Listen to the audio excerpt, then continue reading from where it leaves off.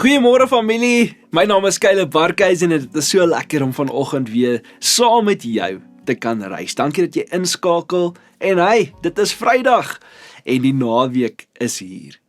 Ons fokus hierdie week op 'n groot waarheid. Jy is gevorm om te dien. Gister het ons gesien dat Jesus ons roep om beskikbaar te wees, om oop te wees. En vandag kyk ons na 'n tweede gesindheid wat jou diens vir Jesus kan verander. En dit is dankbaarheid.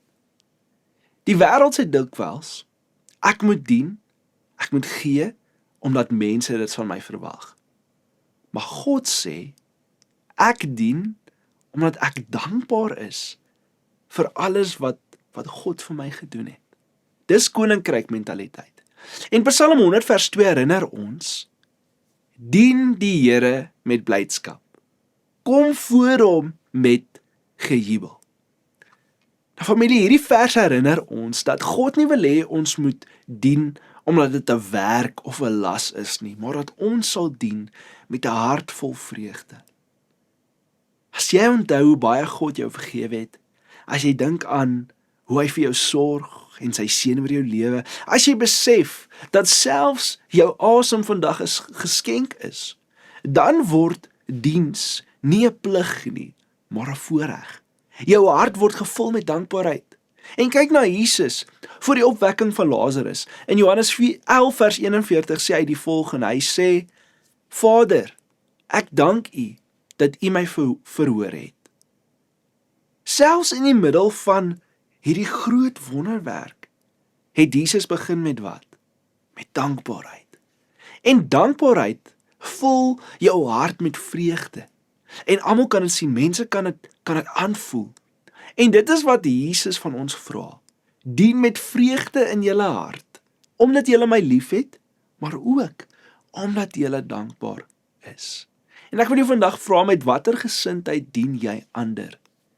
Dien jy hulle met 'n gevoel van hierdie is 'n verpligting, of dien jy met 'n hart wat sê, Here, ek kan nooit terugbetaal wat U vir my aan die kruis gedoen het nie, maar ek kan dit met liefde uitleef. Onthou familie, mense word meer geraak deur hoe jy dien, as net deur wat jy doen. So hier is die belangrike en dis die hoe. Die hoe maak saak. Hoe ek ander laat voel wanneer ek hulle dien, is wat die grootste verskil gaan bring. Hier is die waarheid vandag. Dankbaarheid teenoor God verander hoe ons dien.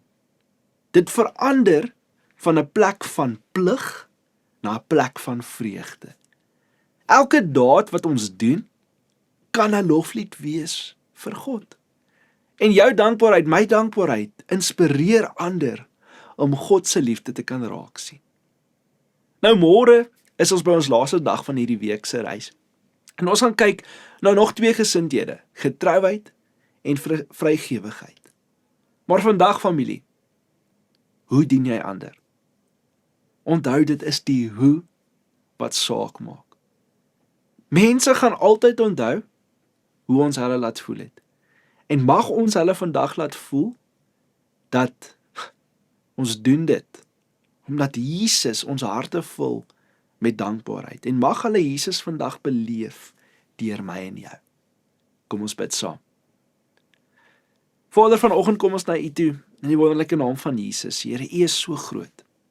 U is ons alles, U is ons begin, ons einde. Verander vanoggend ons harte van 'n plek waar ons voel baie keer ons moet dien, omdat ons net moet doen, na 'n plek van ons dien omdat ons dankbaar is. Dankbaar vir wat U aan die kruis gedoen het. Dankbaar vandag vir U genade, vir U liefde, vir U omgee oor ons lewens. U is ons alles. Lei ons vandag in Jesus naam. Amen. Mag jy 'n wonderlike Vrydag verder hê. Ek sien jou môre.